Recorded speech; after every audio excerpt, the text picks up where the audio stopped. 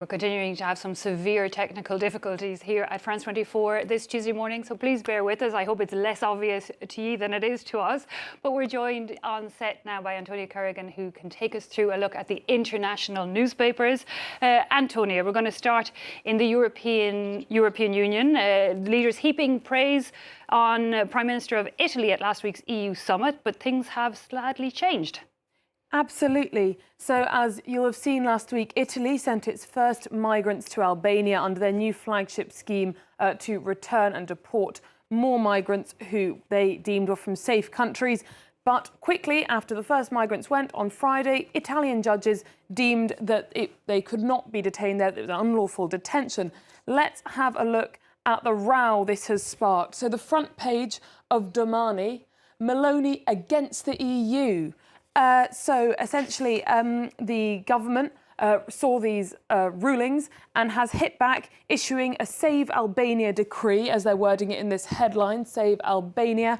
And it's a decree which designates unilaterally a list of countries as safe, hoping to override what the ECJ said constitutes a safe country, which is one where persecution, torture, inhumane or degrading treatment or punishment is never resorted to anywhere in the country. So they're hoping to set their own definition based on a government-issued list. Now, Manifesto has the headline "A quel paese," meaning it's a pun. "A quel paese," that is an Italian idiom meaning, roughly translated, "go to hell," but also "to what country?"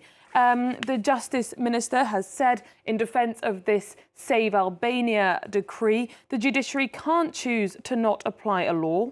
And they're also arguing this ECJ ruling has been poorly interpreted by the judiciary on the basis that it was written in French. And of course, French is not the native language of most members of the Italian judiciary.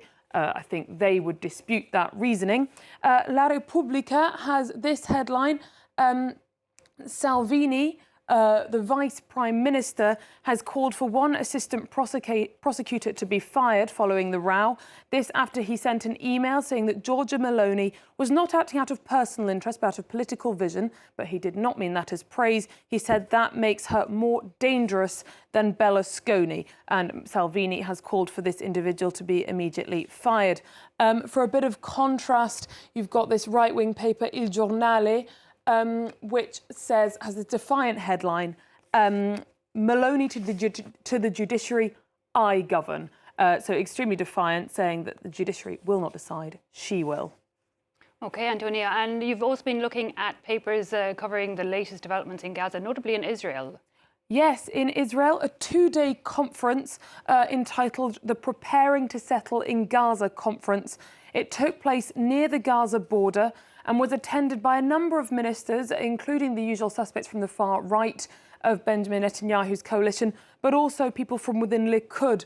This piece in the Jerusalem Post, includes a map that was shown at the conference of planned settlements in the northern Gaza Strip. It described the event as a remarkable show of strength, including from within the Likud governing party, against government policy. It was also attended by leaders of a significant settlers movement group, Nahala, who said it is possible to settle Gaza despite what Prime Minister Netanyahu says.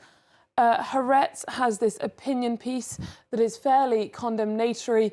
Netanyahu said Israel won't resettle Gaza. His own ministers tell a different story. They say it's easy to dismiss the events and the things that were said at the event as the ramblings of fringe extremists, but some of Israel's most prominent politicians took the stage. They also say in this article from a more left-leaning paper that it's possible the Prime Minister is telling the truth when he says he won't allow resettlement in Gaza, but it is awfully hard to hear him over the din of voices, all coming from inside his own government. Perhaps he should speak a little louder, the article ends. OK, you've also picked up on a pollution scandal in Pennsylvania. Yes, well, let's come at this from a US elections point of view, because that's what it is. Pennsylvania, of course, a very important swing state. This is a town that had a terrible fracking scandal 15 years ago in which drinking water went brown, undrinkable and even flammable due to extremely high levels of toxic elements in the water. It remains an issue today. High levels of methane in the water have led to people passing out in the shower. And as you see this headline, I'm not voting for either. Now, fracking has returned to this town after 15 years under a deal made by the Democratic state leadership. And voters are disappointed with both Kamala Harris and Donald Trump, who have come out as extremely pro-fracking. They are particularly disappointed from the Democrat side, who they suspect fear a cliche of a pro-Trump supporter, of a cliche of a rural voter who is, by definition, pro-fracking. And they say the Democratic Party have given up the votes of people fighting for their lives. It's unclear how popular fracking really is in the state, but certainly with 16,000 jobs tied up in it, they advance with a lot of caution, the candidates. OK. Finally, Antonia, an update on why non-avian dinosaurs did have wings. I know you've been waiting for this. Absolutely. So here we go. So some scientists, the new scientists picking up on this, these are these tiny velociraptors, sparrow-sized dinosaurs.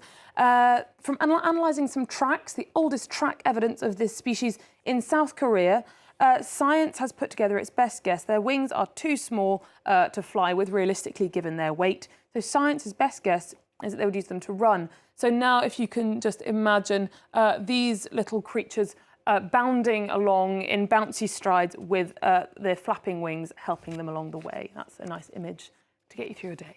I have to say, sparrow-sized raptors. I'm not sure that's an image I ever had in my head. Antonia Kerrigan, thanks a lot for that look at the international papers. OK, time for a break now here on France 24.